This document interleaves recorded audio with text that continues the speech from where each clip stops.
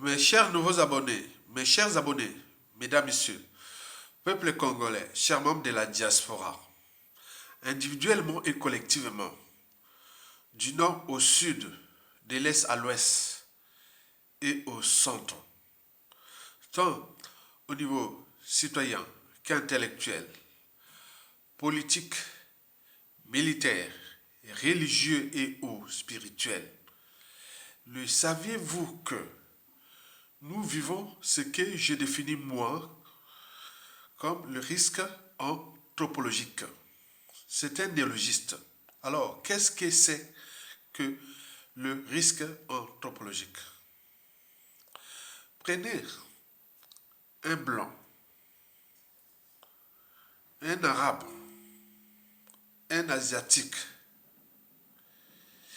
Ils ne serviront jamais de blanc ni d'arabe et encore moins d'asiatique de service aux noirs, aux négros, aux africains, etc. Mais dans le cas contraire, c'est nous qui les servons, historiquement. Depuis l'esclavage arabe, en passant par la traite négrière.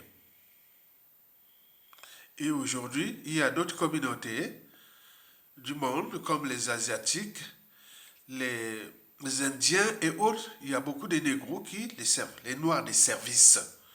Jamais de blanc de service pour un négro.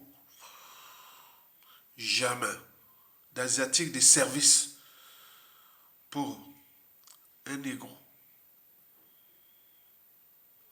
Jamais d'arabe de service pour un négro. Mais nous, cherchez vous-même, historiquement, jusqu'à nos jours. Et ça s'étend même à l'échelon des États, des nations. Donc, c'est ça qu'on appelle le risque anthropologique. Le risque anthropologique nuit gravement à l'évolution du continent noir. Parce que nous, on préfère s'acharner entre nous qu'avec nos concurrents, etc., qui sont d'autres communautés. Et Denis Sassou Nguesso est un cas d'école de ce négrier de service qui pour nous, c'est un risque, ce risque anthropologique. Regardez tout ce qu'il a fait dans ce pays contre nous, Congolais, et de ce que des Africains bien éduqués, parfois riches et tout compagnie, des top modèles, des sportifs de haut niveau, des intellectuels, des officiers et tout compagnie viennent se chercher quelque chose comme on rentre dans un moulin. Alors qu'il est en train de détruire son propre pays. Denis Sassou Nguesso n'est pas un dictateur. Non. La définition des dictateurs doit être reposée. Denis Sassou Nguesso n'est pas dictateur. La définition des dictateurs doit être reposée. Au regard des fondamentaux des dictateurs et ou des dictatures. Un dictateur est certes un homme politique ou un despote qui exerce le pouvoir à longueur des années sans qu'aucune loi ni institution ne les limite dans les temps. Autrement dit, ça ne s'arrête pas, ça ne s'arrêtera jamais. Ça, c'est en théorie. Mais en pratique, un dictateur est en fait un nationaliste et ou patriote. Historiquement, tous les dictateurs ont toujours servi leur peuple et leur nation. Ce sont souvent des patriotes, des nationalistes. La différence, c'est que les dictateurs s'attaquent à ses opposants, dissidents, etc. pour conserver le pouvoir, tout simplement. Mais en contrepartie, ils rendent le but de la condition humaine, sociale et existentielle de son peuple au niveau le plus élevé. Ils cherchent à ce que dans ce pays, il fait bon vivre, étudier et travailler. Il défendra toujours son peuple et sa nation. Ça, c'est un dictateur. Mais en contrepartie, il reste là longtemps. Il chope le pouvoir à longueur des années. Ça, c'est un dictateur. Mais Sassou, ce n'est pas un dictateur. Sassou est ce qu'on appelle chez nous Boy Amindele. Boy Amindele, c'est l'esclave des Blancs. On l'appelle le Judas tropical. Il n'a passé son temps qu'à trahir tous ceux et celles qui l'ont aidé à ce qu'il soit là. Depuis l'assassinat de son mentor, commandant président Marien Wabi, tué à l'âge de 39 ans, qui avait tout donné à Sassou Nguesso, et Sassou l'avait tué pour prendre sa place. Le Judas. Il est le Néron tropical. Ces individus-là que l'on ne rencontre qu'une fois tous les 2000 ans dans une nation et ou société donnée. Ils seront toujours au service du mal, de l'injustice, de l'oppression, de la barbarie, de la haute trahison. Il est ce qu'on appelle l'ogre des bords de la Lima. La Lima est le 4e plus gros affluent du fleuve Congo côté rive droite. Le fleuve Congo, notons-le qu'il est le 2e le plus puissant du monde. Donc, du côté rive droite, il y a beaucoup d'affluents. Donc, le côté rive droite, c'est le côté Congo-Brazzaville. En promotion d'Iab depuis le Bangui, en passant par la Songa. Le Bangui vient du Soudan du Sud et de la RDC. La Songa vient du Cameroun. Vous aviez la Lukwala Mosaka qui prend une partie de sa source au Gabon et au Congo-Brazzaville aussi. La Lima, pareil, prend sa source au Gabon. La Kémi, la Lefini, le Djoué, etc. Donc ce sont des gros affluents qui font que ce fleuve-là est énorme après l'Amazone. Donc, vous imaginez. Donc lui, il est l'ogre des bords de la Lima. Parce qu'il a laissé sur les routes du Congo, dans les forêts, dans le fleuve Congo, dans les rivières. Nous avions 350 rivières. 350 rivières au Congo-Brazzaville. C'est le 2e réseau hydrographique du continent. 300 rivières de type la Tamise en Angleterre, comme la Seine à Paris, comme les Danube, etc. Il y en a plein. C'est un pays béni par la nature, où il y a l'eau, il y a les savanes, il y a les forêts, la forêt dense équatoriale. Il y a tout là-bas. Mais ce pays a eu la malchance de rencontrer l'ogre des bords de la Lima. Il n'a laissé sur les routes du Congo que des cadavres de tout âge, dans les villages, dans les villes. Ils sont nombreux là dans les prisons privées, dans les geôles, etc. Le Congo est devenu une prison à ciel ouvert, un camp de concentration. Sassou tue sur différentes chaînes, au pays comme dans la diaspora. Donc ce monsieur-là n'est pas dictateur. C'est un despote, Boya Mindele, criminel, etc. C'est un négrier des services, c'est un compte-maître. Il gère un comptoir colonial, France-Afrique, comme au temps de l'esclavage et de la colonisation.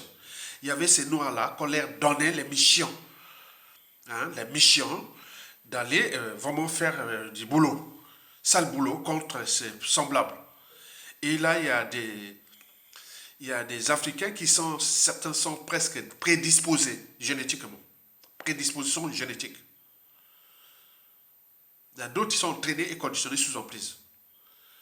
Donc Sassou doit être à la synthèse entre la prédisposition génétique et l'entraînement, le conditionnement et l'emprise contre les noirs légaux. Mais le paradoxe, c'est que beaucoup de noirs viennent le voir, ils font vraiment, c'est ça qu'on appelle le risque anthropologique.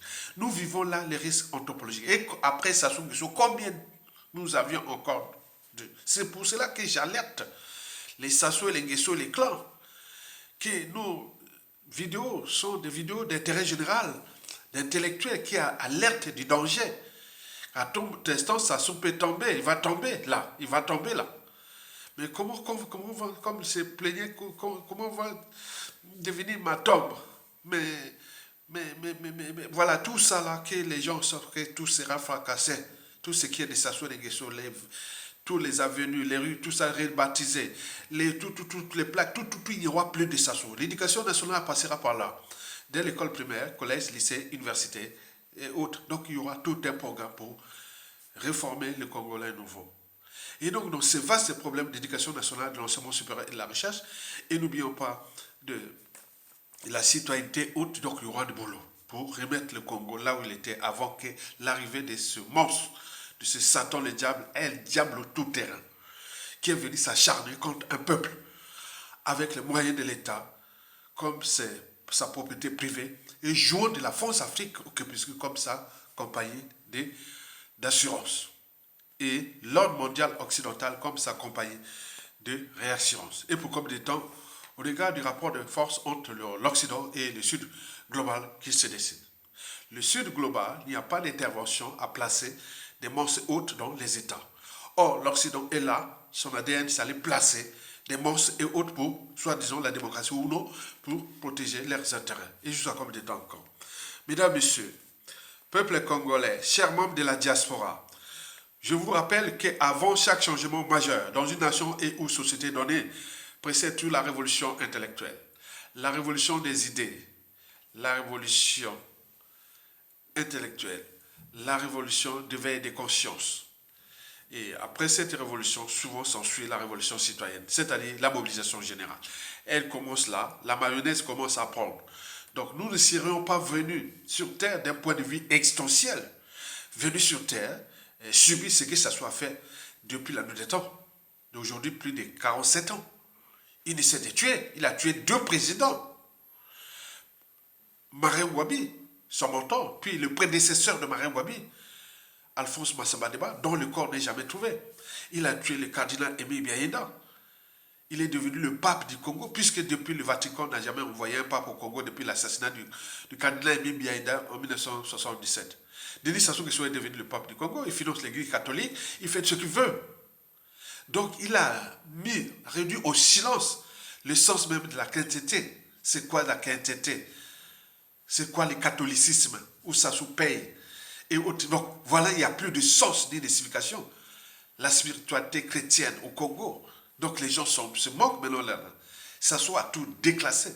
Il est là soutenu par l'Ordre occidental, France Afrique, Vatican et tout compagnie. Mais jusqu'à combien de temps encore? Mesdames, Messieurs, peuple congolais, nous vivons un drame, une tragédie existentielle. Sassou serait venu sur terre, envoyé par Satan le diable, comme disent les 10 filles du Congo. Satan le diable, c'est le blanc qui l'a envoyé pour nous punir, pour nous fracasser, pour punir. Donc combien de temps encore nous laissons faire? D'un point de vue existentiel, levez-vous, comme disait Gandhi. Je préfère avoir un individu debout que 1000 assis. Je préfère avoir un citoyen que 1000 sujets indigènes et esclaves de Sassou et voire de bétail humain qui servent là. Sassou va partir à tout instant. Quelle honte pour les familles de ses victimes et surtout ceux qui étaient au haut niveau, officiers et hauts fonctionnaires et tout compagnie, il les a déclassés, forcés à l'exil ou assassinés ou emprisonnés et vous allez devenir demain, comme disait le défunt ministre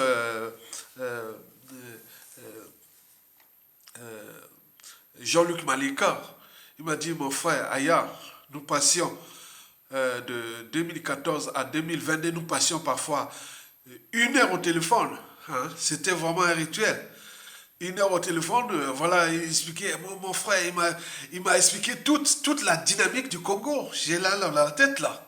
Et surtout la période de la transition. J'en ai ça dans la tête. Ah ben oui, les militaires qui venaient chercher Mbongue Bima, ils voulaient augmenter les salaires, qui arrêtaient des salaires. Et puis arrivaient les fonctionnaires qui réclamaient ça. Et là, tout compagnie. Mais là, Sassou est là. À ces 84, 85, après avoir donné Kouba et Kouton, contre nous, peuple congolais, notre pays. À tout instant, il peut partir. Et que les gens vont sortir comme des lâches. Et autres venaient dire, Mbongue Bima, ou augmenter le salaire, ou l'État, la dette, ou vous l'avez laissé. Non, vous êtes citoyen. Je suis citoyen. Il n'y a pas d'appartenance. Vous avez ce droit et devoir de résister pour arracher votre liberté, dignité. Vous avez bien de désobéir pour arracher votre liberté et dignité, de se révolter pour exprimer votre pouvoir de citoyen. Et ce que je fais. Donc en multipliant des ayatogas comme ça chez les Blancs, chez les Arabes et chez les Asiatiques, on a plein. Mais nous, là, on est là comme un spectacle. Les gens voient ça comme un spectacle. Donc les rapports de force, au ce moment, est là, puisque le nombre de citoyens est encore... Bah, non, on a des sujets indigènes esclaves qui voient là comme... Ils ne peuvent même pas laïquer. On prend un sujet qui touche l'intérêt général pour certaines communautés africaines et il like, il partage, il nourrissent le débat.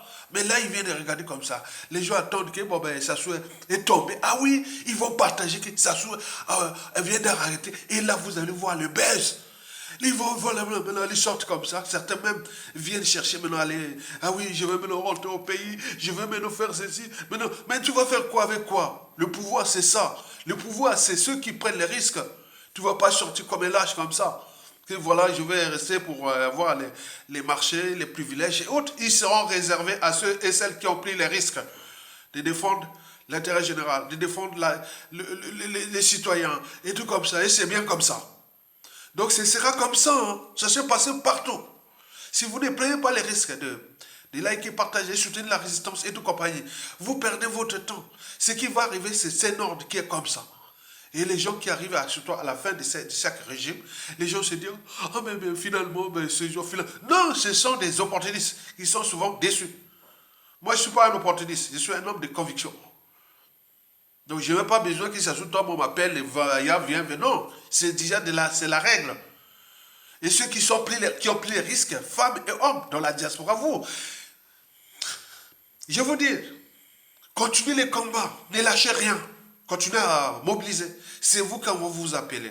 Les femmes là qu'on voit dans la diaspora, dans les médias et tout ça là, c'est elles. Il n'y a pas à chercher midi à 14 heures. Parce que le plus dur dans la vie, ce n'est pas l'ennemi, c'est les traîtres. Les traîtres dangereux. Donc il faut faire attention. Parce que c'est ce qui s'est passé depuis la transition politique de 1991 jusqu'à nos jours. On a eu beaucoup d'opportunités et de traites. On voit bien que ça produit. Donc nous sommes là pour l'éducation citoyenne. Nous sommes en présence de l'ordre mondial qui est mauvais. Il est occidental. Et l'ordre là défend ses propres intérêts en plaçant des tueurs, des assassins, des traites et tout compagnie. C'est la règle. Et les rapports qui se dessinent entre l'Occident et le Sud global vont certainement chambouler tous ces équilibres globaux entre l'Occident et le Sud global. Et donc, nous sommes là pour renforcer la dynamique Sud globale. Pour que demain, enfin, qu'on puisse être libre et dire chez nous, choisir notre président, qu'il soit dictateur ou pas. Et on peut toujours se battre pour les désinguer. Mais là, les moyens que Sassou Nguesso a du pays et de la France-Afrique et de tout ça font que nous sommes là dans le statu quo. Nous sommes en train de perdre un pays. Vous savez qu'on est en train de vendre ce pays à la découpe. Et nous sommes là, ils vont laisser des générations, des conflits énormes. Au Palestine, ça a commencé comme ça, hein, il y a 2000 ans. C'est un peu... les Juifs sont mis là, maintenant après ils commencent à mettre leurs valeurs là, et non, c'est maintenant notre terre. Mais nous, ce qui s'est passé en RDC, c'est historiquement depuis l'arrivée de Laurent Désiré Kabila qui a amené les Rwandais, et là, certains étaient déjà chez Mobutu, je parle des Tutsis, ce ne sont pas des Bantous. Les Hutus sont des Bantous, sont nos alliés. Au Congo-Brazzaville, vous voyez, au Congo-Brazzaville, là, vous voyez, Hutus. Laissez tranquille. Ce sont des Bantous, ils sont comme nous. Mais les Tutsis, là, c'est Amunguna. Donc, il faut vraiment faire ça. Donc, on voit ce que ça produit au RDC jusqu'à nos jours. Et nous sommes petits pays. Et les gens avec les larmes de crocodile, que ce soit les Kiki, les Coliné Makoso, tous ces pleurent. Non, ce sont des gens à la chute. Si ça chute là, c'est ces des gens, on va les incarcérer sans scrupule. Ah non, c'est pas possible. Ils hypothèquent l'avenir. Tout ce côté, la chaîne des responsabilités, tout ce monde-là doit venir répondre à ça. Et à ce moment, les peines de prison seront faites. Et ceux qui vont fuir à l'étranger, nous mettrons les services secrets du Congo avec les partenariats autres pour les ramener. Ou pour faire tout ce qui est là. Tu ne peux pas faire du mal à un peuple, après tu fuis à l'étranger. Aujourd'hui, on ne peut pas, aujourd'hui, dans ce monde aujourd'hui, comme fait l'Israël avec le Mossad. Nous pouvons utiliser les mêmes méthodes. Parce que là, ils sont en train d'hypothéquer un pays. Ils sont là, ils attendent que ça se tombe. Après, ils vont fuir, aller se refugier à l'extérieur. Vous savez que après le budget de l'éducation et des moyens pour mettre les conditions humaines, sociales et existentielles favorables au pays, mais il y aura le budget de nos services de renseignement extérieur pour traquer ces gens-là, pour les nuire vraiment gravement, qui doivent revenir. Étant donné que beaucoup n'auront ni passeport ni visa, et beaucoup de choses, des accords qui seront signés pour ramener ces gens-là. Ils ne peuvent pas avoir, pénif, homme ou femme. Vous ne pouvez pas fuir, rester, conseil, ça sous tombe, rester au pays. Vous ne pouvez pas fuir comme ça.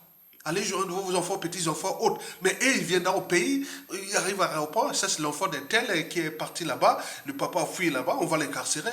Ce sera un objet de chantage. L'État a tous les moyens de vous punir. L'État, c'est tellement ce fois. Assez dans l'État, on ne sait pas qui est qui. Et continue à jouer avec ça. Je ne suis que la voix des sans-voix de tous les réseaux ou officines de la résistance. Les réseaux de patriotisme, de tous ceux qui vont résoudre ce problème-là du point de vue du droit. Et les droits, vous savez, l'injustice peut apporter l'injustice, etc. Donc, vous avez cherché. Donc, rejoignez la résistance, likez, partagez et nous allons nourrir le débat d'aujourd'hui.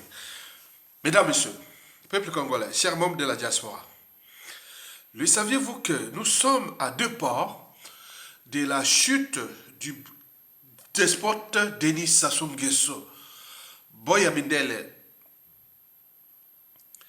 El Diablo tout terrain, le Judas et Néron tropical, le haut traite de tous les temps, le négrier des services, le compte-maître parfait, la pièce maîtresse de la France-Afrique dans notre pays. Vous savez que dans une machine, il y a toujours une pièce maîtresse. Lorsque vous la perdez, la machine ne marche plus. Donc il est là la pièce maîtresse de l'ordre néocolonial France-Afrique au crépuscule. On l'appelle l'orgue de la bord de la Lima. Là, il est aux abois. On le sait bien, en apparence serein. Mais en aparté, il ne sait plus distinguer le vrai du faux. Et certains pensent qu'il va crever, mourir. Je dis, ça sera le danger. Il faut qu'il soit arrêté pour qu'il puisse payer la rançon de la gloire, c'est-à-dire l'humiliation et ou la rançon de ses crimes, c'est-à-dire la justice quelle qu'elle soit. Mais si elle y part sans être humiliée ni jugée, comme ça, ce sera la voie ouverte vers les défis permanents entre nous-mêmes et avec la France-Afrique. Avec la France-Afrique, ce sera comme la guerre de l'Algérie, comme le Rwanda et autres. Donc, tous dirigeants congolais de la presse Sassou Nguesso, si Sassou par la France-Afrique, il faut le jeu que Sassou n'est pas arrêté, humilié, comme 99% des dictateurs sont passés par là. Si Sassou n'est pas humilié, on voit à Koufi, où on l'a tué, où l'a fait. Mais ça sera la permanence de l'état de crise, déjà entre nous. Il a pu faire ça, mais pourquoi pas moi? Sassou a fait ça depuis la nuit des temps. Mais pourquoi moi je ne fais pas ça? Donc, l'humanité est une contradiction. Nous avions la psychanalyse, le vécu des uns et des autres, la psychologie, la situation, le contexte, les enjeux et autres demain. Quel tordu comme Hitler va surgir comme ça et venir punir peut-être les clones Sassou Nguesso, peut-être les Moshi, peut-être les nordistes, peut-être point. On ne sait jamais. Donc d'où l'intérêt de mettre tout que Sassou ne meurt pas comme ça. Après avoir tué tant de monde, il va partir sans être au moins humilié ou jugé ou quelque chose. Non, ça sera la voie ouverte. Voilà. Et certains vont venir faire, comme on dit, les bongis, la paix. Un jour, boum, c'est un tordu qui arrive là, boum, il fracasse tous ces mondes-là. Pour elle, là, ils vont demander quoi? La France va demander quoi à l'ONU? Alors, pourquoi toutes ces organisations ou ces instances de gouvernance globale qui seront déjà chamboulées puisque l'ordre mondial va se déséquilibrer et rentrer dans un monde multipolaire et autres. Et il n'y aura plus de force comme l'a fait la force occidentale. Donc la France sera exposée à répondre de son histoire néocoloniale de 1997 à nos jours. Donc Sassou Nguesso est l'acteur. Donc ici, la France ne prend pas la responsabilité d'écouter les signaux d'alerte de nous intellectuels. Matière grise, qui, à tôt ou tard, il y aura un tordu qui viendra, il faudra mesurer à la France. Que voilà, vous êtes un pays, vous avez un pays criminel, vous avez fait... Il y aura beaucoup de tensions entre le Congo et la France, et comme des fois avec d'autres pays d'Afrique. C'est pour cela que la France aura des soucis. Chez nous, si elle ne règle pas maintenant le problème Sassou Nguesso, Et nous aussi, si on règle pas le problème Sassou Nguesso, qu'il part sans être jugé ni humilié, c'est fini. Je vous dis sincèrement, c'est l'ouverture vers le défi permanent. Là, que j'appelle la permanence de l'état de crise. Qu'il a pu faire ça, pourquoi pas moi? Il a tué mes parents, il a tué ma famille, il a tué tout, pourquoi pas moi? Il a fait ça, ça, ça. Donc l'humanité est une contradiction. Écoutez les lanceurs d'alerte. Bon, vous le savez que Denis Sassou Nguesso est fiché comme le plus gros criminel de tous les temps par les anthropologues congolais et africains. Imaginez-vous ce qu'il a fait. Cherchez vous-même quelqu'un qui a tué 2 présidents. Son mentor, Marine Ngouabi, puis les successeurs de Marine Ngouabi, les cardinals. Il a forcé à l'exil un président élu démocratiquement après un coup d'État. Il a tué un opposant au pleine campagne, au jour de l'élection, en 2021, Guy Pafé-Kolela. Il a emprisonné un président élu, candidat élu, en 2016, Mokoko Kikupi, en prison avec son challenger, André Okomi Salsa. Et donc, vous imaginez ça, c'est qui a fait ça? Et combien d'officiers? Il a assassiné tous ceux et celles qui l'ont aidé au coup d'État. Il les a déclassés. Il a forcé à l'exil, même empoisonné. Certains emprisonnés et d'autres, n'oublions pas ceux qui ont été assassinés sélectivement. Et certains ont même pris les familles de ces enfants, de ces victimes, il les a utilisés pour, voilà, comme dans un jeu d'échecs. Un jeu d'échecs, c'est un jeu cérébral. On fait tomber les pions de l'anniversaire, après, on les couronne, on les déplace à volonté. Regardez Tchati Mabiala. Il est maintenant devenu Aimé Bianou là. Mais qui ne dit pas que les enfants de Tchati Mabiala et tout ça, quand ils vont se tourner contre les enfants de Sassou Nguesso et autres pour rendre justice là où il y a injustice, l'humiliation de leur papa qui aujourd'hui devient un rien vaut rien, que Sassou utilise passer par là comme dans un jeu d'échecs. Quand tu dames le pion de l'adversaire, tu peux le faire déplacer à volonté. Il a fait avec ces collés-là, ils sont maintenant suyés, maintenant il fait les Tchatima Biala, il cherche maintenant avec les Tissé Tikaya, il y a les Mounari qui résistent, et il y a plein de gens. C'est un jeu d'échecs, ça s'amuse. Les Pierre Mabiala et tout ça, ils jouent avec ça, vous voyez ça. Mais après ça, les Sassou, les Nguesso, tout ce monde-là, vous allez voir les Sassou, les Claudia, les Kiki, les Coco, les tout ça qui vont être vraiment utilisés avant leurs enfants et tout ça pour les humilier, tout, partout. Ce sera un état d'esprit, d'autres diraient même un acharnement, la loi du karma et autres, parce que tout le monde a appris comment ça fonctionne. Quand on prend le pouvoir, ceux qui ont fait le mal, on joue au jeu d'échecs. On prend les gens là. Ce n'est plus la correction, ça se venait corrompre pour les utiliser. Mais non, là, ils sont là, ils seront en position de faiblesse. On dit, va trahir un tel. Tiens, va tuer un tel. Donc, ce sera un ordre, de gré ou de force. Comment vont-ils faire? Vous avez tout compris. Donc, c'est un monde dangereux pour Sassou Nguesso et les clans. Ils ne savent pas qu'ils sont en danger. Au lieu de rejoindre la résistance, c'est-à-dire virer Sassou Nguesso et rejoindre le peuple qu'on a donné tous les outils, de la transition, de point par point. Non, ils attendent au moment donné, mais le peuple gagne toujours parce qu'il a les derniers mots et les derniers jugements. Et dans le peuple, on ne sait pas qui est qui. Patience. Bon ben, je vous dis sincèrement, le dossier que je vais utiliser aujourd'hui, ou je vais nourrir aujourd'hui, tient compte de la chute de Sassou qui est inévitable parce que toute dictature a durée de vie limitée. Tout a un départ et un terminus. Toute chose a une fin. Ça soit comme Nasuka. Et je vous rappelle la peur que j'ai même au ventre. Qui part sans être humilié ni jugé. Mais s'il part que je n'ai pas facilité, bon, ok, d'abord, voilà. Non, ça sera le danger permanent que je vous ai parlé tout à l'heure. Le savez-vous que dans 97% des cas, le despote risque d'être chassé par un coup d'État, quel qu'il soit. Ça, ce sont les indicateurs. On nous signale que dans 9 cas sur 10, Sassou risque d'être chassé par un coup d'État, quel qu'il soit. Maintenant, le coup d'État, là, il faut voir les donneurs d'ordre, les acteurs et autres de ces coups d'État-là. Et c'est des types Oligui Nguema, et il dit Demi Kaka, etc. Les coups d'État font Afrique, on ne sait pas. Est-ce que c'est entre nous, patriotes, comme ça s'est passé au Mali, au Burkina Faso, au Niger? C'est tous les questionnements. Ça se va partir par le tout. C'est un dictateur. Il ne lâchera pas. Les perspectives de 2026, cette année, dans 23 mois, Ce sont les rapports de force qui vont dire, ah oui, mais je continue ou pas. Mais pour lui, il va continuer. Parce que bon, on l'appelle dictateur, c'est un négrier. Parce que des services. Il a fait tellement de mal dans ce pays, comme l'a dit en 2016, j'ai tué tellement de gens dans ce pays, si je quitte le pouvoir, je suis un homme mort. Donc, par conséquent, la fin ne justifie pas les moyens pour employer. Donc, il joue stratégie entre ça, diversion, manipulation et tout ça pour continuer. Mais nous, on le sait. Donc, on alerte les Congolais que nous sommes à 23 mois de la date butoir. Mais avant, aujourd'hui, cette année, il peut aussi partir. Comme 2025, qui sera l'année où le Congo sera submergé. Au lieu d'être pays émergent, en 2025, ça sera un pays par terre. Voilà, faute à qui? Certes à Sassou Nguesso, certes à la France-Afrique, mais nous aussi, Congolais, c'est nous-mêmes qui devons prendre notre responsabilité, c'est notre avenir, l'avenir de nos enfants, petits-enfants. Regardez-moi comment j'ai pris les risques de défendre avec les procès, les tentatives d'assassinat et tout ça. J'ai expliqué ça à l'écart. Mais je ne sais pas pourquoi on n'a pas pris les taureaux par les cornes en disant attention, on est dans un environnement hostile. Que ce soit à ces empoisonneurs, à ces tours au pays comme de la diaspora. Donc il faut faire attention.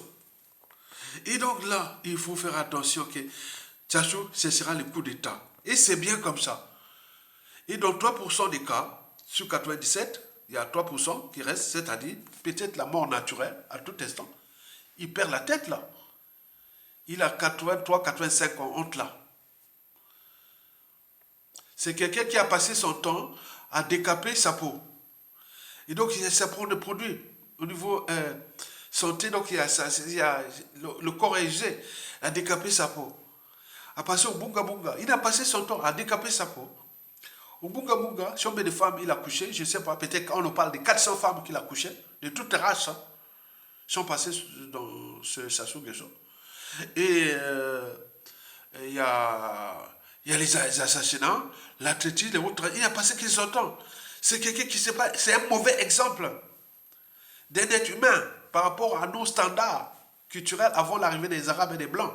Nous, on ne vivait pas comme ça. Nous, c'était la solidarité, la vérité, plein de choses, l'humanisme. Maintenant, on nous a apporté ces gens-là, qui sont là, qui font du mal. C'est jamais bien. Donc, le monde de l'Africain aujourd'hui, jusqu'à demain, ça sera, on va vivre dans cette standardisation des comportements mentalités, habitudes, des comportements antisociaux et criminels. D'où l'intérêt de mettre en lumière le droit. Et si le droit ne suffit plus, bon ben, on passe aussi à la criminalité comme font les autres. Et ça, ça on appelle les raisons d'État. Et donc, il faut faire attention. Donc, Sassou Nguesso risque de partir, soit à un coup d'État, qui est déjà prévisé. Donc, 9 cas sur 10, ce sera un coup d'État. Ce n'est pas les présidentielles, ce n'est pas les élections, ce n'est pas ça. Les élections pour faire quoi? Les Mokoko, commissaires en prison. Clément Méressa et ministre Clément Méressa et le ministre Débat Dello, ils sont dans les conditions. Qui va faire quoi? Il va placer leur pion pour faire quoi? Et qu'il a gagné dans quel contexte où il y a des règlements politiques et militaires dans le nord, dans la Cuvette? Les clans déjà divisés, les contentieux historiques dans le sud, et plein de choses comme ça. Les contentieux anti-France-Afrique, il va faire quoi? Élection, pourquoi? Comment? Qui va voter? Quelle liste? Il va faire comment? Donc tout est bazar là. Donc il reste que la solution militaire. Et c'est là que nous alertons nos patriotes que l'environnement est favorable. C'est-à-dire s'il y a un groupe de patriotes du nord au sud, de l'est à l'est militaire qui prennent les responsabilités de déposer Sassou Nguesso, nous pourrons rentrer dans les cas du Mali, Burkina et Niger pour restaurer l'honneur de nos peuples congolais et la dignité de notre peuple et l'honneur de notre pays et du compagnie. Donc c'est possible, tout est possible. La conversion des luttes est là. Alors déjà, je reviens sur la chute, parce que toute dictature a durée de vie limitée. Il va tomber là, ça va tomber là. Soit cette année, soit l'année prochaine, soit l'année d'après. Mais dans tous les cas, le pays sera fouchu. Parce que là, c'est fini. Tous les indicateurs sociopolitiques, macroéconomiques, etc. sont tous au rouge. Au rouge. On les laisse, gars qui est là, il vit sa survie. Et tout ce monde-là, les pays ont été défoncés. Il y a son nom, c'est la honte pour nous tous. Et les gens demandent, ah, au Congo, il y a des militaires, il y a des militaires, il y a des militaires, il y a des militaires. Donc, on se demande, quel est l'état de vos armées? Comme demandent beaucoup d'Africains quand on m'interroge et tout ça dans les réseaux. Donc, quel est l'état de vos armées? C'est quoi? Le gars qui est venu là, tuer. Vous êtes là, il n'y a pas d'armée, et comment? Donc, on essaie un peu d'expliquer ça. Bon, pas ici, parce que, bon, il y a des stratégies, on ne peut pas tout divulguer. Bon, donc, c'est commissionné. Donc, c'est ça. Donc, 97% du cas, c'est le coup d'État. Et je vous rappelle que en Afrique, Bantou ou centrale, presque 100% des coups d'État qui se sont passés en Afrique centrale étaient dictés par l'étranger, l'Occident, notamment France Afrique et autres. À la différence de ce qui s'est passé en Afrique de l'Ouest. L'Afrique de l'Ouest, 2 tiers des coups d'État, c'était eux-mêmes. Et 1 tiers par l'Occident, notamment France Afrique et autres. 2 tiers, c'est ça qu'on appelle différence anthropologique. 2 tiers des coups d'État qui sont passés en Afrique de l'Ouest ou ailleurs en Afrique, c'était les Africains eux-mêmes qui ont pris les responsabilités. 1 tiers, c'était par les Occidentaux, et notamment France-Afrique, avec l'ordre mondial de l'époque, où la France était les gendarmes de l'Afrique. Et là, chez nous, ce fut à 100% que l'Occident, la France, Afrique et autres. Est-ce que nous allons s'affranchir une fois? Parce que ça s'est passé au Tchad et au Gabon, que le gars est attaché au lingui, il nage dans les nuages, dans les marécages. Et là, c'est fini là pour lui. Il ne sait pas, il ne va pas aller loin. Et donc, voilà. La France-Afrique, c'est comme la mafia. Vous trouverez tout de la mafia, sauf la sortie. Donc, il est rentré là, mais voilà. Donc, vous comprenez ça. Donc, il fait perdre le temps aux Gabonais pour rien. Est-ce que nous allons vivre encore un coup d'État France-Afrique? Au moment où il y a des règlements politiques et militaires dans le Nord et dans la Cuvette, les problèmes des tribus. Tout sauf Sassou Nguesso et son fils, Denis Kissé Sassou Nguesso. Tout sauf John Hugo Kemba. Tout. Les clans. Qui va faire quoi? Les contorsions historiques dans le Sud que je parle, on a cessé de tuer dans le Sud. Vendre les terres et tout compagnie. Qui va faire ça? Qu'un membre du clan sort comme ça, que moi je vais... Non? Ils seront obligés de se fracasser entre eux. Parce qu'ils seront obligés de trahir les clans. Parce qu'ils ont trop de crimes économiques, humanitaires et tout compagnie. Ils seront obligés de trahir. Tu ne peux pas aller diriger dans un environnement hostile. Tu es là dans le clan, il n'y a que des mafieux, des assassins, des voleurs, des bonobos et tout. Comment tu vas réformer ces clans-là? Le peuple congolais va attendre que tu réformes ton clan. Tu seras obligé de trahir. Ou faire les spectacles d'Oligui Nguema, qui a fait les spectacles Ali Bongo, Sylvia Bongo et tout ça. Mais ça se trouve rien du tout. Donc, ce n'est pas ça qui va restaurer le pays. Donc, il faut voir la nature de ce coup d'État qui se prépare. Et nous alertons les dirigeants du Congo que, intellectuellement parlant, j'ai analysé que si il y a la volonté militaire, qu'on va restaurer le pays, il y a la convergence de la diaspora est déjà là. La convergence du peuple est déjà là. La matière grise ne manque pas. Les projets sont déjà là, de la transition. On a déjà eu une transition. Jean-Luc Meleka, paix à son âme, il a dit qu'il faut une transition plus ou moins longue. Parce que celle de 1991, et fut vraiment, 91-92, fut vraiment courte. Il a dit vraiment, on a dû batailler fort déjà pour organiser ces 4 élections jamais contestées, plus les problèmes des arriérés des salaires, des bourses des étudiants, des retraites, tout ça. On a dû batailler fort. Heureusement qu'il y avait un peu de soutien américain à l'époque, hein, et plein de choses comme ça, qui a énervé la France-Afrique, qui est obligée de mettre les gens pour conspirer, comme d'habitude. Et donc là, le pays est au fond du trou.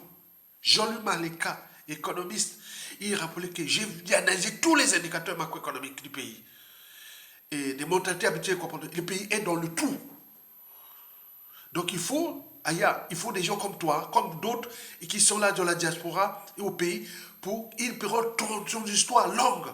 Et que vous allez faire ça. Donc on a parlé des stratégies, de beaucoup de choses. On a même discuté longuement des heures. Donc voilà, donc c'est ça. Donc il faut se dire que nous sommes dans le trou. Et il y a risque coup d'État. Et c'est bien comme ça. D'où l'inquiétude et l'espoir à la fois. D'abord, pourquoi l'inquiétude? C'est pour 5 gros soucis à venir. Pourquoi l'inquiétude? Il y a l'inquiétude parce que les coups d'État où ils partent comme ça, il y a l'inquiétude. C'est que l'inquiétude, cette inquiétude-là peut se résumer en 5 gros soucis, qui j'y reviendrai dans l'espace et le temps. parmi les 5 gros soucis que je peux vous les citer, le premier souci, c'est la France-Afrique. Vous le savez qu'on parle de la récolonisation de l'Afrique, on parle de la France ne digère pas ce qui est en train de passer en Afrique contre son rang africain. Alors que c'est la faute, c'est pas l'Afrique, c'est eux, c'est elle-même. Les autres ex-pays colonisateurs se sont décolonisés de l'Afrique. Ils se passent bien, mais la France est là, ils ne lâchent pas. La France-Afrique, c'est comme dans les divorces contentieux. Et quand il y a les divorces contentieux, il y a souvent des chantages, il y a risque de mort d'homme, et risque propre. C'est pareil avec la France. Donc ça, il faut faire attention. Peut-être la France est là, peut-être il y a des champions, et autres veulent placer par force. Donc on ne le sait pas, le risque là. Le deuxième gros souci sur 5 est juridique. Pourquoi? Imaginez-vous que Denis Sassou Nguesso part sans être humilié ni jugé. C'est terrible. Beaucoup pensent, ah oui, Sassou a Koufi, ils vont fêter, mais ils ne savent pas que c'est le risque absolu. Donc il doit être jugé ou humilié pour laver ses linges sales et tout compagnie. Donc ce risque-là est juridique. Sassou quittait le pouvoir sans payer la rançon, pouvoir payer la rançon de la gloire et autres. C'est le risque, c'est défi permanent et tout compagnie. Il faut les dire la vérité. Qui va traiter tout ce que Sassou a fait là? Donc c'est la voie ouverte, ou ça sera la voie ouverte aux amalgames, au négationnisme, à la guerre des mémoires, etc. Et aux coups tordus et autres, à la revanche, aux revanchards et tout compagnie, c'est un risque d'arriver. Donc faites tout pour que ça soit au moins arrêté et autres. Pour sauver déjà le clan, l'avenir de ce monde-là, hein, c'est ça. Si pas comme ça, hein. Le troisième gros souci sur 5 est politique. Vous savez qu'on parle d'élection 2026, en mars 2026. C'est dans toutes les bouches. Vous savez que Sassou a fait tout ce qu'il a fait depuis 2002 jusqu'à nos jours. Il est passé toujours comme la lettre à la poste. Est-ce que 2026 va-t-il se passer comme ça au regard de la situation et du contexte France-Afrique et de tous ces chamboulements en Afrique noire francophone? Donc on ne sait pas ce qui se prépare là en 2026. Il y a des inquiétudes pour les élections autres et tout ce qui se prépare. Donc il faut faire attention avec le risque de coup d'État, soit Force Afrique, et ou un coup d'État patriotique. Donc il faut, ou la rue. Et la rue, c'est qui sera organisée par qui et autres, comment. Le quatrième et avant-dernier gros souci sur 5 est géopolitique. Vous savez que l'ordre occidental, c'est toujours imposer ses pions et autres. Le Sud global ne vient pas imposer les pions.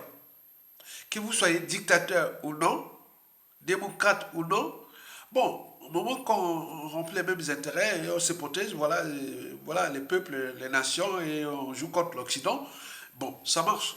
Or, l'Occident, c'est toujours la force contre les autres pour placer leurs pions. Or là, la France-Afrique est en déclassement. Est-ce qu'avec ce déclassement de la France-Afrique, et nous courons là les risques qui Sassou Nguesso soit viré et remplacé par quelqu'un d'autre. Et seulement si nous-mêmes on prend notre responsabilité. Et il faut aussi analyser ce qui s'est passé au Sahel avec le Mali, Burkina Faso et autres. On va choisir quelle voie. Les risques géopolitiques là. Et c'est ce qui chamboule aussi en RDC. La RDC est dans une situation, on ne sait pas ce qui peut arriver là-bas aussi. Au Tchad aussi, il a choisi la voie, maintenant il veut jouer, faire partie des bases militaires américaines et françaises. Voilà, le gars là, Tchad là, voilà, au Ligui-Guébo au Gabon, on sait pas la situation du Cameroun en 2025, donc toute la sous-région, la CEMAC, est dans une situation d'ici à 2025 où il y a risque de changer 3 ou 4 présidents. D'ici à 2026, l'Afrique centrale, il risque de, côté CEMAC, il risque de changement de 4 présidents, ou même 3, ou même 2. Donc il faut faire tout ça, il y aura tous les bouleversements géopolitiques. Et cinquième et dernier gros souci à prendre, c'est les risques congolais. Parce qu'il y a différentes officines politiques, patriotiques, géopolitiques et tout compagnie mélangées. Les gens pensent à ce qui s'est passé en 1991-92. Voilà, donc non, ce n'est plus le même situation, le même contexte, même si on parle des retours à l'ordre constitutionnel et autres, ce n'est plus le même contexte. Jean-Luc Malika l'a bien précisé. Et ceux qui ont travaillé la transition 1992-91-92, s'ils ne comprennent pas celui qui était l'argentier, celui qui il était dans les 4 gouvernements de Milongo, hein, paix à son âme, le premier ministre Milongo. Il a gardé, il a géré ça très bien. Ceux qui connaissent, il faut reconnaître les valeurs. Donc il a vu là, il a dit non, cette fois-ci, il faut une transition plus ou moins longue, minimum 3 ans et à 5 ans pour restaurer ça. Mais la transition, si c'est pour faire les élections et revenir sur l'ordre occidental et tout compagnie, nous allons nous fracasser. Soit disant la démocratie occidentale devient le souci. Donc il faudra faire passer une transition qui va nous permettre de repenser des nouveaux régimes adaptés à notre continent, notre communauté, nos cultures et autres.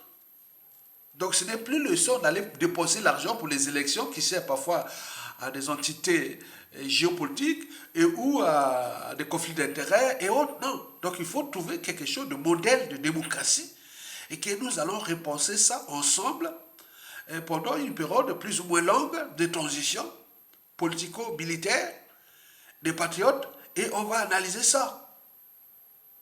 Et on a déjà, tous les projets sont là. On vous l'a récité ça plusieurs fois. C'est un état d'esprit. Quand je discute avec Malika, il dit oui, c'est vrai, il faut faire ça. Aya, tu as raison.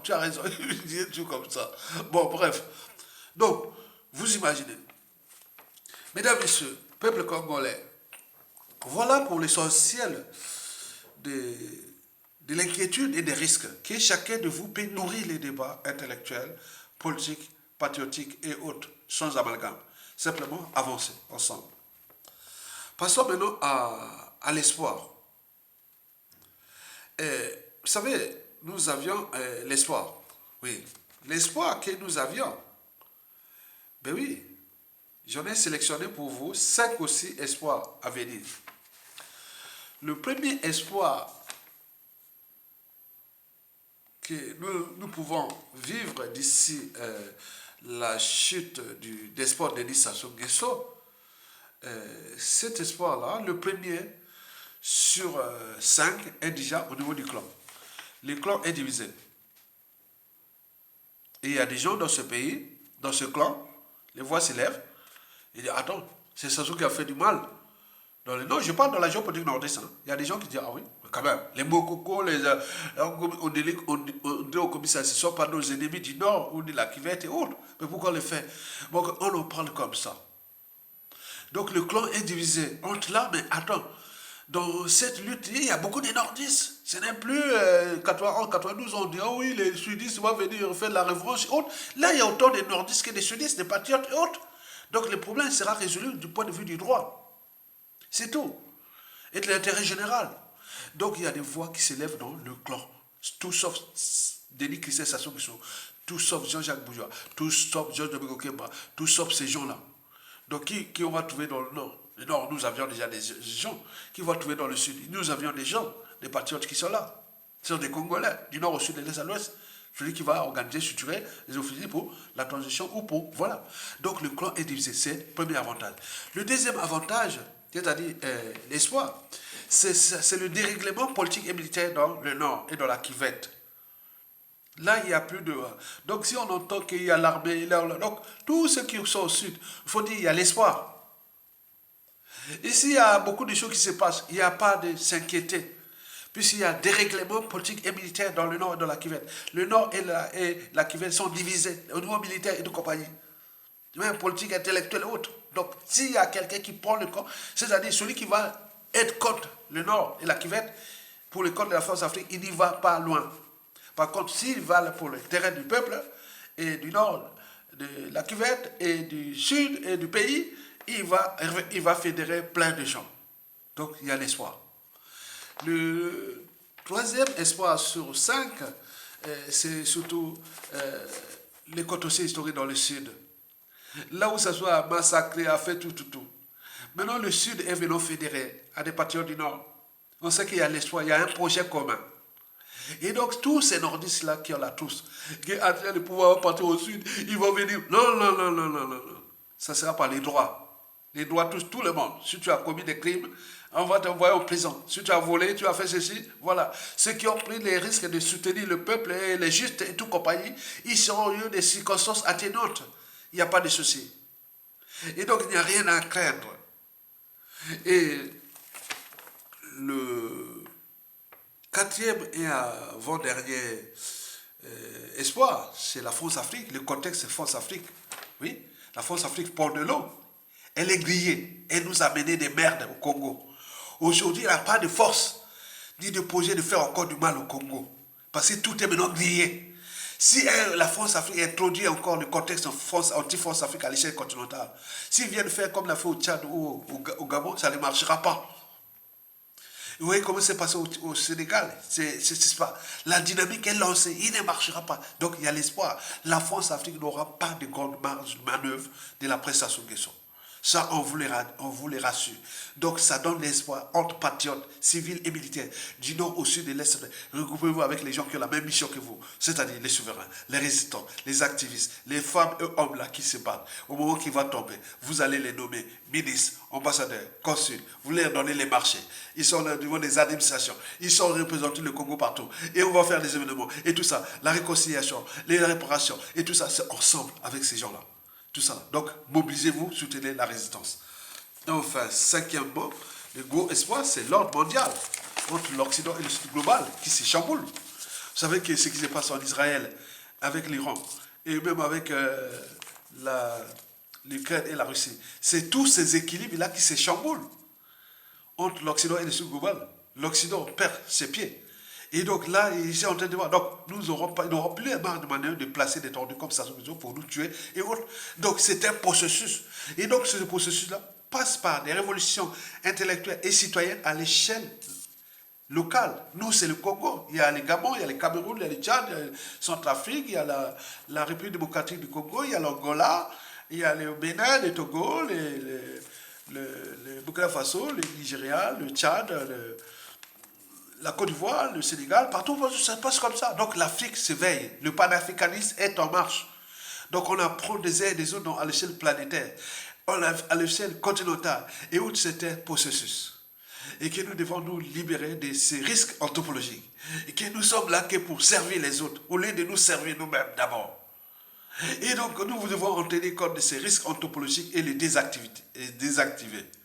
Et on ne les désactive pas. La révolution citoyenne, la révolution intellectuelle, par l'éducation, etc. Mais la génétique, je ne sais pas comment modifier les chromosomes X, Y ou les chromosomes autosomiques de nos Africains, ceux qui sont prédisposés ou programmés à détruire l'Afrique. Parce que dans les lignées africaines ou noires, il y a des gens qui sont peut-être prédisposés à être des esclaves. On a vu ça pendant l'esclavage, la colonisation. Il y a des gens qui voyaient l'esclavage, la colonisation comme normal. D'autres voient la France-Afrique normale. Mais d'autres non. Donc comment cette différence-là? Peut-être elle est anthropologique, certes, mais aussi génétique. Mais l'éducation doit passer. C'est ce qui passe là par la révolution intellectuelle et citoyenne à l'échelle continentale. Mesdames, Messieurs, peuple congolais, l'essentiel de l'analyse intellectuelle et politique vient d'être fait. Moins d'une heure, c'est déjà beaucoup. Et donc, nous aurons le temps de discuter encore, de continuer à liker, partager et soutenir la résistance. Parce que vous donnez les moyens des 10 fils du Congo, vous avez 5-10 euros, mettez-la pour ce que ça va au bon moment, puisqu'on finance les deuils, on finance tout ce qui se passe en coulisses. Mais quand les beaucoup viennent de Aïe, mais donc tu avais des gars, tu avais dit vraiment Malika, tu étais avec maman, mais il n'y a pas que lui, il y en a plein encore que vous ne connaissez pas. Donc, vous voyez déjà ça. Donc, tout le temps de liker, partager et soutenir la résistance. Ça se passe dans l'ombre. Donc, vous imaginez. Donc, la lutte continue. Donc, Longa, on va gagner. On va récupérer ce pays-là du négrier des services. malgré le risque anthropologique, et qui est là. Donc nous devons surveiller le risque anthropologique, là, comme on surveille les laits sur le feu, pour sauver les vies, et surtout les libertés et la dignité des uns et des autres, pour enfin que le monstre puisse être mis hors d'état de nuit. Mais quant à la France et aux services français, intérieur et extérieur, nos signaux d'alerte là sont justes, ils sont vérifiés. Si ça se trouve quelque chose part sans être humilié, ni jugé, autre, même comme c'est passé la plupart des dictateurs, il est certain que la France, dans les conditions elle est maintenant en position de faiblesse en Afrique, risque d'avoir des soucis, des contorsions historiques avec le Congo. On regarde ce qui s'est passé en 1997 jusqu'à nos jours. Donc vous avez intérêt à virer votre pion, votre pièce maîtresse qui nuit gravement à l'image même de la France. Puisque comme disait Aimé Césaire avait dit ceci. Le malheur de l'Afrique est d'avoir rencontré la France. Et j'avais alors reformulé sa pensée. Que le malheur à venir de la France, c'est d'avoir entretenu la France-Afrique. On voit bien ce qui se déclasse. Les bases militaires sont en train de partir. Il reste maintenant, on va attaquer la monnaie et beaucoup de choses. La France va être déclassée grave. Il va vivre ce que le Portugal a vécu dans les années 70, quand il a perdu ses colonies, dans les Cap-Vert, Guinée-Bissau, l'Angola, le Mozambique. Vous voyez comment le Portugal bouh pour revenir s'il n'y avait pas l'Union européenne qui l'a aidé par la suite. Bon, ils étaient devenus des racistes. Hein. Entre les années 70 à 2000, les Portugais étaient racistes contre les Africains. Hein. C'était comme ça. Hein. Comme ce qui se dessine maintenant en France ici, c'est comme ça. Nous allons vivre des périodes de racisme vraiment fort, puisque la France est en train de perdre ses colonies en Afrique, comme l'a vu le Portugal. Hein. Il faut dire, et tenez bien. Hein. Le futur, c'est tout souvent le passé, le présent que nous avons. Regardez les Portugais. Des années 70 jusqu'à 2000. Oh là là, c'était les plus racistes contre les Noirs ici en Occident, hein, en Europe. Hein. Maintenant là, ils ont refait comme l'Angola a monté, les pays là, ils commencent à prendre, voilà. Donc ils sont répartis maintenant, la tension est baissée maintenant. Angolais et Portugais, c'est maintenant la symbiose. Mais nous, aujourd'hui, on va rentrer dans cet état de crise entre la Français. Ils vont victimiser les Noirs, les Africains, autres. Ça sera une période qui va durer au moins 30, 40 ans. Dès 2030. Donc il faut prévoir 2030 à 2080, nous aurons des soucis avec la France-Afrique ici, puisque la France va perdre l'Afrique. Et donc, vous voyez déjà des tensions, il faut bien préparer ça. Des actes de racisme, de plein de choses qui vont se passer ici. Donc vous imaginez, donc préparez-vous à penser à l'Afrique et à préparez-vous pour rentrer, parce que là, ça va être chaud. Parce que c'est logique, hein, c'est logique. C'est le dernier pays colonisateur d'Europe, c'est la France. Donc il faut voir qu'on va perdre tout ça. Donc il faut préparer déjà ça. Voilà pour l'ouverture d'esprit et pour les êtres libres, pour les dignes fils de ce pays, de soutenir la résistance en likant, en partageant, comme je le répète, et pour que nous puissions gagner cette lutte, que nous allons d'ailleurs la gagner, sans problème. Likez, partagez et soutenez en bas la résistance. Tokolonga, à bientôt. Bon vent au peuple congolais.